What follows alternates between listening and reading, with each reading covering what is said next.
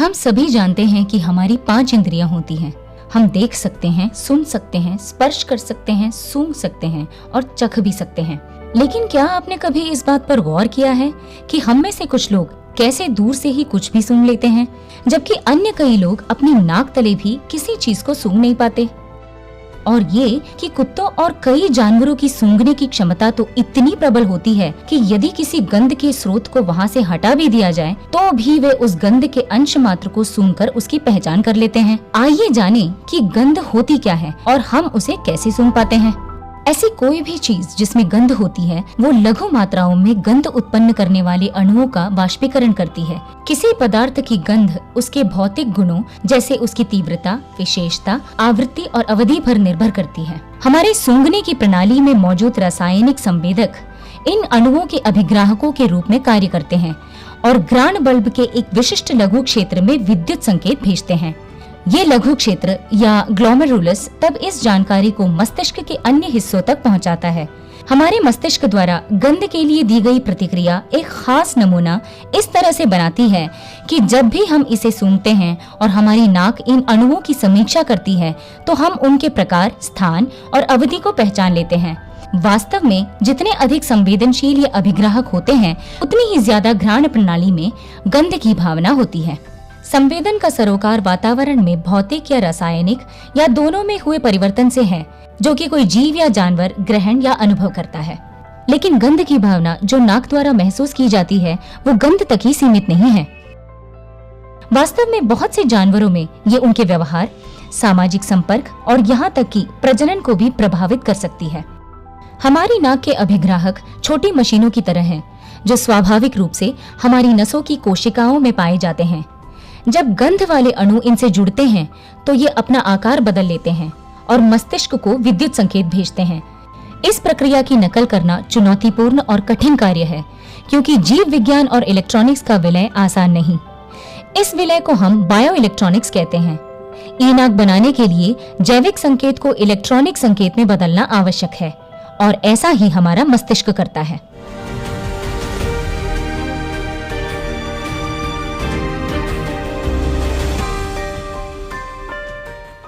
ई-नाक एक बढ़ते हुए शोध क्षेत्र का उदाहरण है, जिसे बायोमिमेटिक या बायोमिमिक्री कहा जाता है। इसमें प्राकृतिक नमूनों को आधार मानकर मानव निर्मित अनुप्रयोग विकसित किए जाते हैं। ये मानव की सूंघने की प्रक्रिया के समान कार्य करने के लिए या सूंघने की क्षमता को इस प्रकार कार्य करने के लिए लक्ष्य रखती है जिससे कि गंध की तुलना, वो पहचान और उसकी मात्रा का भी निर्धारण किया जा सके। जरा कल्पना कीजिए कि आप अपना फ्रिज खोलते हैं जिसमें बचा हुआ पनीर रखा है। ये अच्छा तो नहीं दिखता, लेकिन ये जानने के लिए कि वो खाने योग्य है या नहीं, आप उसे सूंघते हैं और फिर फैसला लेते हैं। इसलिए इस कार्य के लिए बनाया गया कोई भी तकनीक उपकरण ऐसा या इससे भी कुछ और अधिक सक्षम होना चाहिए।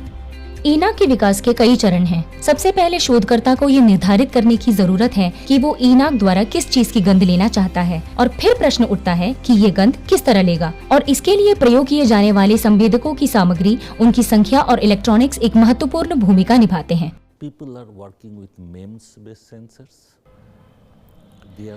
लोग MEMS आधारित संवेदकों के साथ कार्य कर रहे हैं। ये वास्तव में विभिन्न अनुप्रयोगों के लिए बहुत संवेदनशील चुने हुए तरीके से कार्य करने के लिए नैनो बायो सेंसरों पर कार्य कर रहे हैं, जो कि एक छोटी सी संवेदक सारणी है। सारणी का अर्थ एक संवेदक न होकर कई संवेदकों का संयोजन है।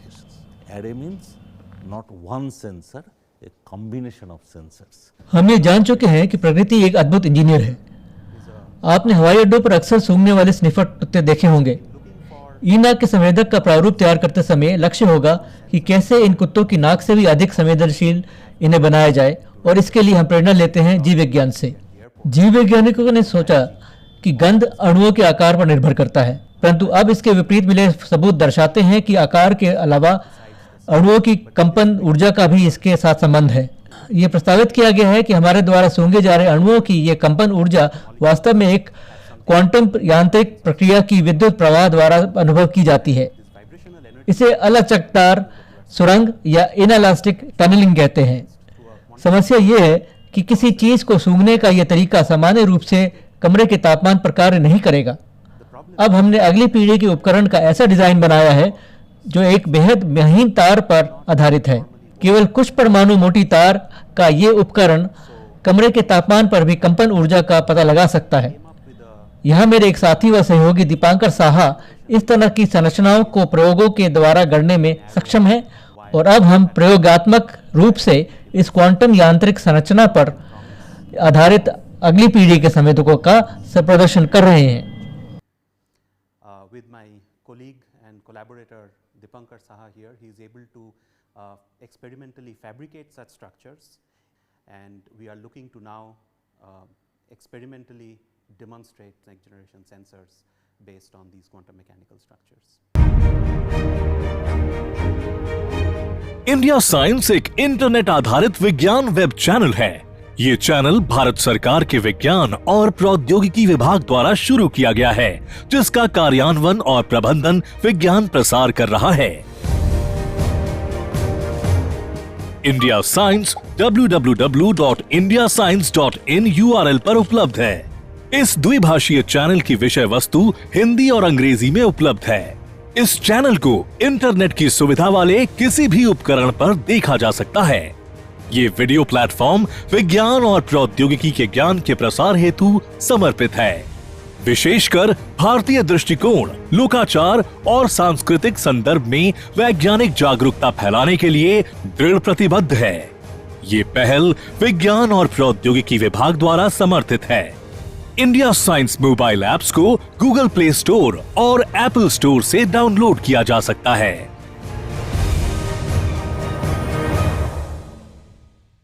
ईनाक पर शोध भारत में 2 स्तरों पर चल रहा है, स्वदेशी शोध स्वतंत्र स्तर पर और साथ ही विज्ञान एवं प्रौद्योगिकी विभाग भारत सरकार और लीग विश्वविद्यालय बेल्जियम के बीच सहयोग के स्तर पर। जो उपकरण पहले से बाजार में मौजूद हैं, वो बहुत महंगे हैं और वे समय भी बहुत लेते हैं। इस तरह के उपकरणों को प्रयोग करने के लिए प्रशिक्षित पेशेवर लोगों की जरूरत होती है।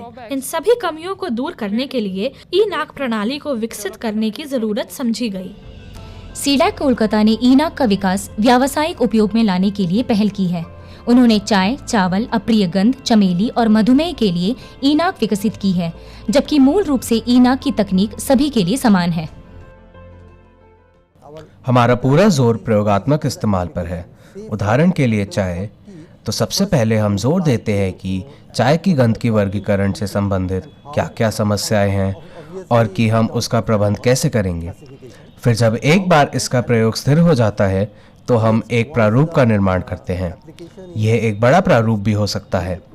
इसमें आंकड़ों को स्टोर करने के लिए, विश्लेषण करने के लिए, प्रस्तुत करने के लिए कंप्यूटर की ज़रूरत हो सकती है, लेकिन इस पहलू को हम बाद में देखते हैं। पहले हम एक कंप्यूटर इंटरफेस के साथ प्रोटोटाइप विकसित करते हैं और उसे परीक्षणों के लिए विश्व क्षेत्र में भेज देते हैं। एक बार जब हम परीक्षणों से संतुष्ट हो जाते हैं, तब हम इनकी इंजीनियरिंग को शुरू करते हैं, जैसे इसका आकार और भार को कम करना। मेरा मतलब है सब कुछ उपयुक्त बनाना। शक्ति, आकार और सभी पहलुओं को उपयुक्त बनाते हुए इसके इस्तेमाल की ओर लक्ष्य करते हैं, जिससे कि कोई भी आम आदमी या साधारण ऑपरेटर भी इस उपकरण का प्रयोग कर सके।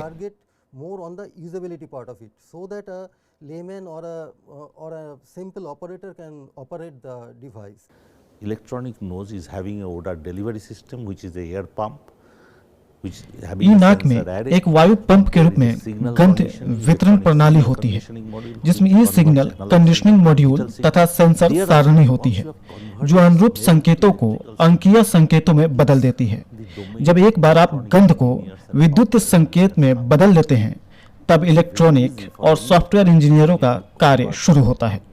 किसी भी इलेक्ट्रॉनिक इंजीनियर के लिए अनुरूप संकेतों को अंकीय संकेतों में बदलना और फिर इन संकेतों को कंप्यूटर में डेटा मैट्रिक्स में बदलना बहुत ही आसान होता है। फिर एक बार जब डेटा ठीक और आयाम में विशाल हो जाते हैं, तो मशीन लर्निंग प्रणाली का उपयोग करते हुए किसी दूसरी मशीन को भी सिखाया जा सकता है, जिससे आपकी मशीन या कंप्यूटर को पता चले कि कौन से नमूने अच्छी गंध के हैं और कौन से अप्रिय गंध के हैं। तब किसी विशेष क्षेत्र के लिए गंध की प्रस्तुति और उसकी मात्रा के निर्धारण को आसानी से संभाला जा सकता है।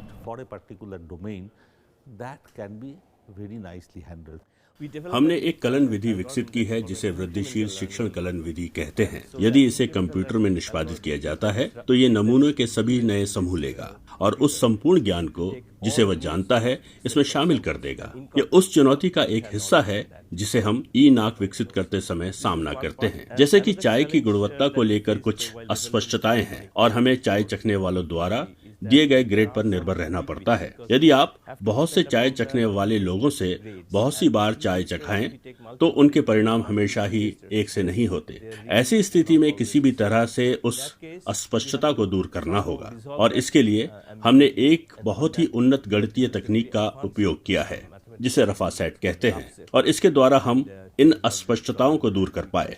उदाहरण के लिए यदि हम एक ही चाय के सैंपल को दो चाय चखने वालों से चखाएं और उनकी व्याख्या अलग अलग हो तो एल्गोरिथम की मदद से इस समस्या को हल किया जा सकता है।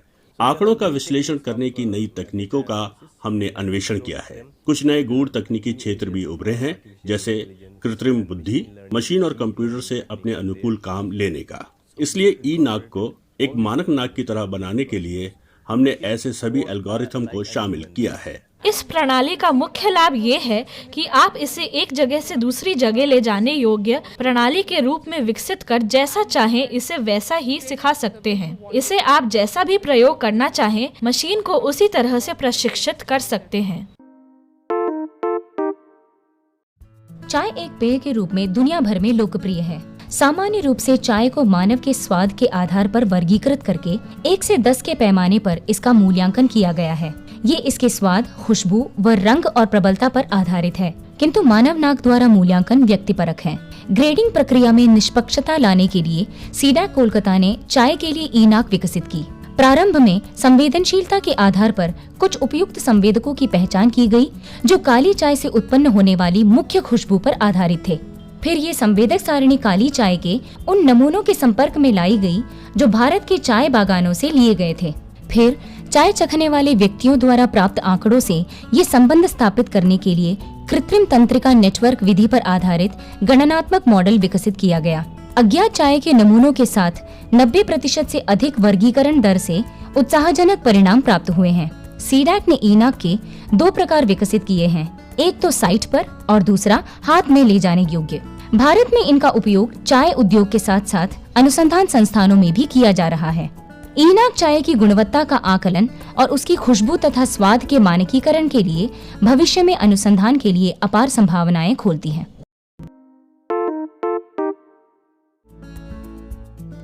अपने आकार और खुशबू के लिए बासमती चावल पूरे विश्व भर में चावल की और किस्मों के बीच एक प्रमुख स्थान रखता है।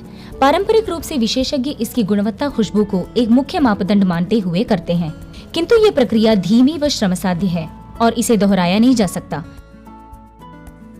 इस प्रक्रिया में व्यक्तिगत पक्षपात और मानव नाक के लंबे समय तक प्रभावन या संक्रमण से ग्रसित होने पर संवेदनशीलता में कमी आ सकती है।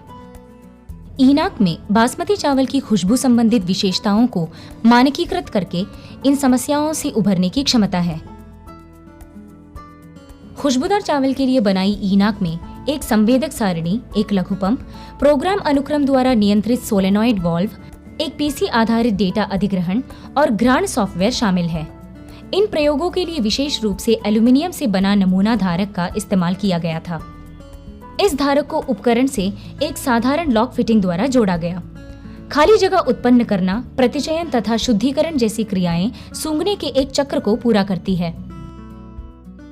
चावल के लिए ई नाक को चावल अनुसंधान संस्थान चिनसुरा, IARI पूसा तथा उत्तर बंगा कृषि विश्वविद्यालय पश्चिम बंगाल में काम में लाया जा रहा है। लुगदा और कागज उद्योग जहरीली गैसों व अप्रिय गंध को उत्पन्न करते हैं जो कागज मिलों के भीतर और बाहर दोनों जगहों पर मनुष्यों के लिए हानिकारक है। इनमें से कुछ हानिकारक गंधों में गंध की अवसीमा बहुत कम होती है और ये अधिकतर वाष्पशील है। परंपरागत रूप से इन गैसों को कैलोरीमेट्री और क्रोमैटोग्राफी विधियों के माध्यम से मापा जाता है, जो कि महंगा है और इसका विश्लेषण केवल साइट पर ही हो सकता है। धातु ऑक्साइड वाले सेंसर पर आधारित ई नाक को और CSIR नीरी द्वारा गंध की तीव्रता और एकाग्रता का तत्काल माप लेने के लिए विकसित किया गया। इस ई नाक में एक प्रतिचयन इकाई, एक सेंसर इकाई और एक चूषण व शुद्धिकरण करने की इकाई है। प्रतिचयन इकाई में आर्द्रता निष्कासन के लिए एक निशर्द्रीकारक यंत्र तथा एक यंत्र धूल की परख करने के लिए होता है। उद्योग के प्रमुख स्रोत बिंदुओं के परिवेश से एक टिडलर बैग में गैस के नमूने एकत्र किए गए। जब उनको सेंसर सारणी के संपर्क में लाया गया तो वोल्टेज में आए परिवर्तन को मापकर उसका विश्लेषण किया गया। ईनाक गंध एकत्रीकरण व गंध की तीव्रता को ऑनलाइन व ऑफलाइन मापने की क्षमता रखती है और उसे ऐसे दूसरे उद्योगों में भी उपयोग के लिए लाया जा सकता है। चमेली के फूलों की पंखुड़ियों के अर्क को कंक्रीट कहते हैं। ये भारत से निर्यात किया जाता है और अपनी अच्छी गुणवत्ता वाली अनूठी खुशबू के लिए भली प्रकार से जाना जाता है। चाय की तरह ही चमेली की गुणवत्ता का परीक्षण भी व्यक्तिपरक है और ये पारंपरिक रूप से मानव संवेदी परीक्षकों द्वारा ही इसकी खुशबू से या कली के खिलने के संकेत यानी BOI द्वारा परखते हैं। वे A से लेकर E तक इसकी गुणवत्ता की ग्रेडिंग करते हैं, जो निम्न स्तर से लेकर उच्च स्तर तक है। अक्सर ही इसमें गलत निर्णय हो जाते हैं क्योंकि ये व्यक्तिपरक है और इसे दोबारा नहीं किया जा सकता। सीडैक कोलकाता ने कस्टम हैंडहेल्ड और बैटरी द्वारा संचालित ईनाक के साथ फूल की खुशबू की रूपरेखा तैयार की। चमेली की 3 विशिष्ट प्रजातियों को एक एक करके ईनाक पर लगाया गया। प्रतिक्रियाओं के विश्लेषण से पता चला कि प्रजातियों के लिए अलग अलग समूह बन गए थे। एक अन्य अध्ययन भी किया गया जिसमें अर्क की गुणवत्ता तथा फूलों के खिलने के चरणों व मौसम के हिसाब से आने वाले बदलावों के बीच संबंध पता लगाया गया। दिन के अलग अलग समय पर काटे गए फूलों से प्रयोगशाला में चमेली का अर्क बनाकर उसका विश्लेषण किया गया।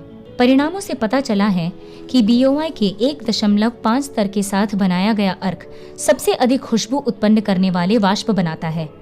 इन अवलोकनों से पता चला कि खुशबू की रूपरेखा व अर्क बनाने के लिए सबसे अच्छी गुणवत्ता वाले फूलों के चुनाव के मानकीकरण के लिए ईनाक अच्छा यंत्र हो सकता है। हमारे जिगर में निरंतर कीटोन्स का निर्माण होता रहता है। इनसे हमारे शरीर को ऊर्जा मिलती है, किंतु मधुमेह से पीड़ित व्यक्तियों में ये निर्माण कई गुना बढ़ जाता है, जिस कारण उनका पूर्ण रूप से उपयोग नहीं हो पाता। ऐसा ही एक कीटोन का प्रकार एसीटोन के कारण मधुमेह से पीड़ित व्यक्तियों के मुंह से एक मीठी गंध निकलती रहती है। हालांकि ये गंध मधुमेह होने का संकेत तो देती है, लेकिन इसे मापने का कोई साधन नहीं है।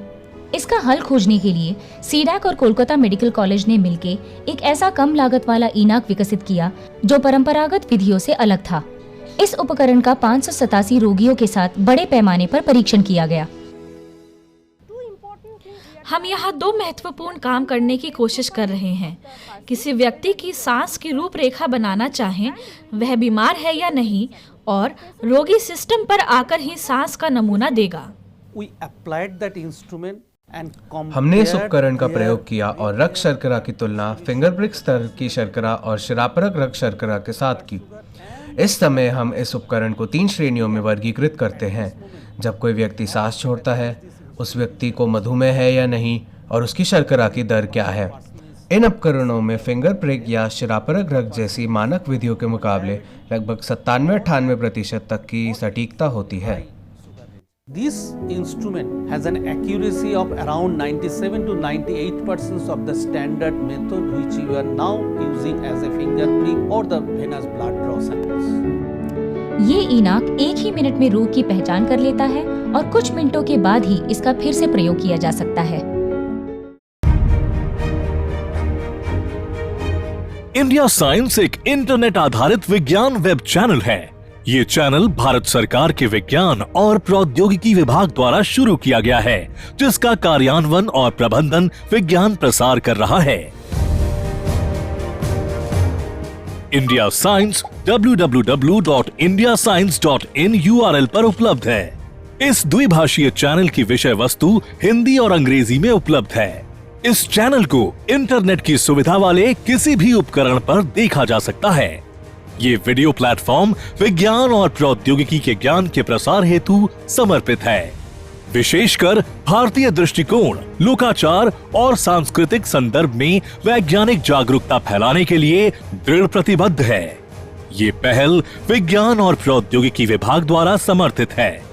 इंडिया साइंस मोबाइल ऐप्स को गूगल प्ले स्टोर और एप्पल स्टोर से डाउनलोड किया जा सकता है।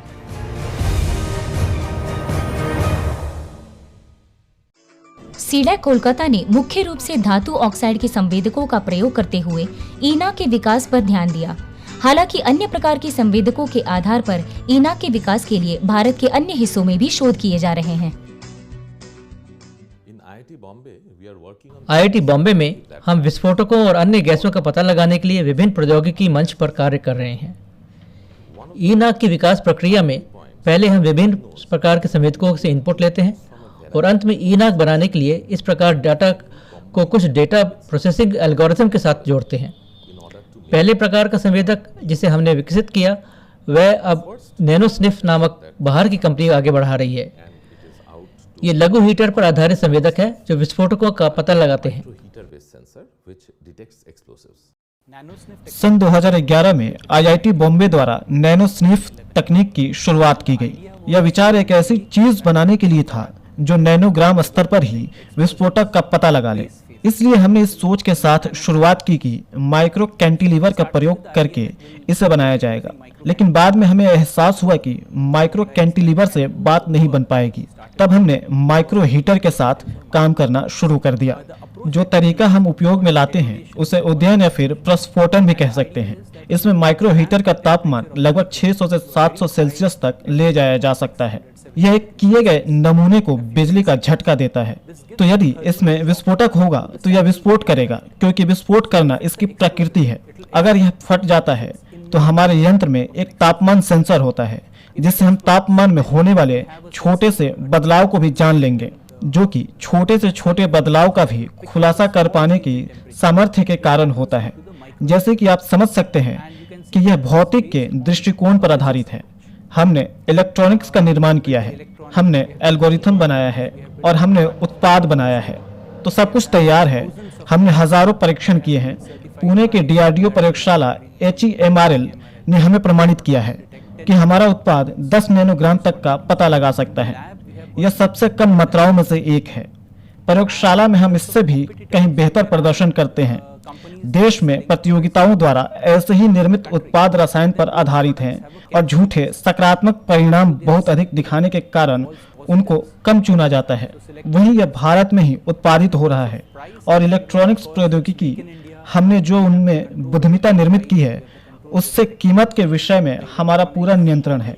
भारतीय बाजार के लिए यह उत्पाद बहुत ही उचित कीमत पर उपलब्ध हो सकता है।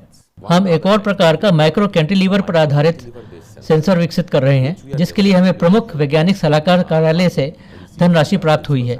ये माइक्रो कैंटिलीवर बहुत ही छोटे होते हैं, करीब 200 माइक्रोन लंबे और 40 माइक्रोन चौड़े। यदि कोई विस्फोटक अणु होता है और आकर इससे चिपकता है तो ये मुड़ जाता है। इस पर जो चिप आप देख रहे हैं उनमें से प्रत्येक पर 4 कैंटिलीवर हैं। ये चारों कैंटिलीवर अलग अलग तरह से अलग अलग प्रकार के विस्फोटकों के साथ जो भी इनसे चिपकते हैं प्रतिक्रिया करते हैं, और ये पता लगाने के लिए कि कोई विस्फोटक है या नहीं, डेटा को विद्युत रूप से लेकर कुछ एल्गोरिथम का उपयोग करके संसाधित किया जाता है। एक तीसरा प्लेटफॉर्म जो हम विकसित कर रहे हैं वह ऑप्टिकल फाइबर पर आधारित है। इसको हमने ESTN मानक के साथ आजमाया है, जिसका अर्थ है TNT के 23 नैनोग्राम। ये 23 नैनोग्राम क्या है? इसका अर्थ है किसी ने TNT को छूकर अपनी उंगली मेज पर रख दी, फिर कोई इस जगह को छूकर अपनी उंगली किसी दूसरी जगह पर रखता है, और ये 6 लोग करते हैं। इसे 6 स्तर का स्थानांतरण कहा जाता है, जो कि मेज पर 23 नैनोग्राम लाता है। हम TNT के 23 नैनोग्राम का पता लगा सकते हैं, जो कि इसके 1 माइक्रोन कण से भी कम है। We can detect 23 nanograms of TNT. That is less than a 1 micron speck of TNT. We can detect that. IIT Bombay द्वारा चौथी तरह का प्रयोग एसीटोन जैसी दिलचस्प गैसों पर हो रहा है, जो कि मधुमेह की निशानी है। ये एक पेपर आधारित सेंसर है जो सांस में एसीटोन का पता लगा सकता है। ये सभी सेंसर बहुत ही सस्ते हैं और विचार ये है कि इनका व्यापक स्तर पर प्रयोग किया जा सके। वर्तमान में हवाई अड्डों पर विस्फोटक का पता लगाने के लिए IMS का इस्तेमाल होता है। ऐसे एक उपकरण का मूल्य करीब 10 से 12 लाख रुपए है। इसलिए व्यापक स्तर पर इसे रेल के हर स्टेशन पर या फिर हर बड़े मेले में जहां अंदर जाने के कई रास्ते हों वहां लगाना संभव नहीं है। IIT बॉम्बे में इसी दिशा में सेंसर विकसित करने पर शोध कार्य चल रहा है।